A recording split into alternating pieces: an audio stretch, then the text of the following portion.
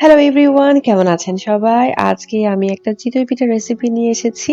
একটা ভিন্ন ধরনের রেসিপি। দেখেই বোঝা যাচ্ছে গ্রিন কালার। যারা পিঠা পছন্দ করেন তাদের জন্য তো এটা চমৎকার হবে। তো চলুন শুরু করে দেই। এখানে আমি ১ কাপ চালের গুঁড়া নিয়েছি। আপনারা আপনাদের পরিমাণ মতোই নিবেন। তারপর আমি এখানে দিয়ে দিচ্ছি লবণ। লবণটাও যার, যার স্বাদ মতো। এখন আমি একটু পানি দিয়ে এই সবগুলো উপকরণ একসাথে ভালো করে মিক্স করে নিব। আমি কিন্তু সব পানি একসাথে দিচ্ছি না। আপনারা আমার প্রসেসটা দেখলেই বুঝতে পারবেন। আমি একটু ভিন্নভাবে করছি। তো এখানে আমি আগে অল্প একটু পানি দিয়েছি। এখন আবার অল্প একটু পানি দিব। একটু, একটু করে আমি পানি দিচ্ছি। তারপর আমি একটা মিডিয়াম সফট একটা লিকুইড তৈরি করব।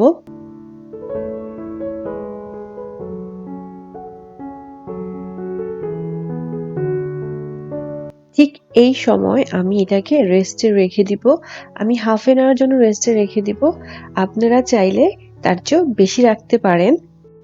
এটা রেস্ট হতে থাক। এখন চলে যাচ্ছি মূল রেসিপিতে। এটা হচ্ছে মূল রেসিপি। যেই জিনিসগুলায় আমাদের আজকের পিঠার টেস্টটা একদম পাল্টে দিবে। তো আমি এখানে নিয়েছি পেঁয়াজ, কাঁচামরিচ, ধনিয়া পাতা আর ছোট্ট একটু রসুন। রসুনটা আমার চয়েস, এটা কিন্তু একদম অপশনাল। সবাইকে দিতে হবে এমন না, না দিলেও হবে। এই যে আমি একটা পেস্ট তৈরি করে ফেলেছি। পেস্টটা কিন্তু একদম স্মুথ হওয়া যাবে না, হালকা একটু দানা দানা থাকবে। আর ধনিয়া পাতা, কাঁচামরিচ এগুলো আপনারা আপনাদের টেস্ট অনুযায়ী দিবেন। আমি আবারও বলছি, রসুনটা আমার পার্সোনাল চয়েস। সবাইকে দিতে হবে এটা না, কারণ রসুন হচ্ছে আমি পছন্দ করি, এজন্য আমি একটু রসুন অ্যাড করেছি। তো এখন আমি যেই গোলাটা রেডি করে রেখেছিলাম সেটাকে একটু ভালো করে মিক্স করে নিয়েছি সময় নিয়ে। আপনারা একটু ভালো করে হাতে মিক্স করে নিবেন। যত বেশি মিক্স করতে পারবেন আপনাদের পিঠাটা তত ভালো হবে। এখন যেই পেস্টটা আমি রেডি করে রেখেছিলাম সেই পেস্টটা এর ভিতরে দিয়ে দিচ্ছি। এখন এই দুটোকে খুব ভালো করে আমি মিক্স করে নিব।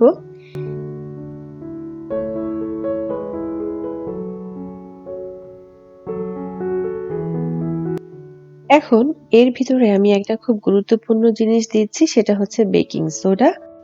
এখন আমি ভালো করে মিক্স করে নিচ্ছি। তারপর এখানে এড করে দিব পানি। পানিটা অবশ্যই কুসুম গরম হতে হবে। ঠান্ডা পানি হলে কিন্তু পিঠা তেমন একটা ভালো হবে না।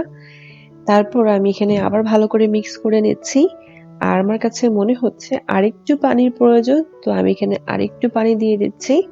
আপনারা ঠিক দেখবেন যখন আপনাদের লিকুইডটা এমন হবে তার মানে আপনাদের এটা রেডি হয়ে গেছে। এখন চলে যাব ভাজতে।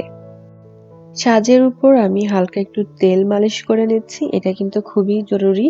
কারণ এই পিঠাটা ভাজতে হলে একটু বেশি করে তেল দিয়ে সাজটাকে মুছে নিতে হবে। তা না হলে কিন্তু এই পিঠা সহজে উঠবে না।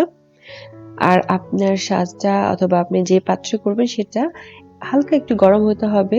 খুব বেশি গরম করা যাবে না, আবার একদম ঠান্ডাও না। তো আমার এখানে হালকা গরম হয়েছে। আমি সবগুলো দিয়ে একটা ঢাকনা দিয়ে ঢেকে দিলাম। কিছু সময় ওয়েট করতে হবে। আর বারবার চেক করতে হবে পিঠাটা হয়েছে কিনা, যেহেতু আমরা এটার ভিতরে বেশ কিছু জিনিস অ্যাড করেছি, এজন্য আমাদেরকে একটু চেক করতে হবে। তো এখানে আমি চেক করে দেখলাম আমার পিঠা হয়ে গেছে। এখন আমি সবগুলো পিঠা উঠিয়ে নিচ্ছি। আর আপনারা দেখতেই পাচ্ছেন পিঠাটা কেমন হয়েছে।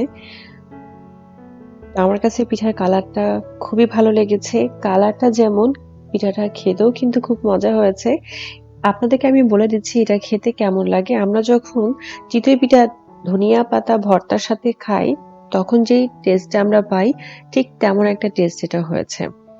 তো আপনাদের আর ধনিয়া পাতার ভর্তার সাথে খেতে হবে না। আপনারা অন্য কোনো ভর্তার সাথে খেতে পারেন। সেটা হচ্ছে যেকোনো শুটকি ভর্তা বা আপনাদের পছন্দের একটা ভর্তা।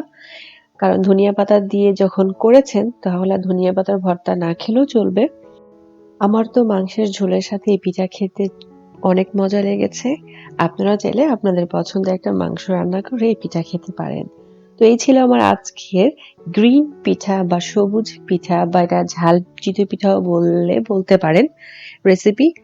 তো আজকে এখানেই বিদায় নিচ্ছি। আবারও দেখা হবে নতুন কোনো ভিডিওতে। ততদিন সবাই অনেক ভালো থাকবেন। আর যদি আমার রেসিপি আজকে ভালো লেগে থাকে তাহলে একটা লাইক দিতে কিন্তু একদম ভুলবেন না।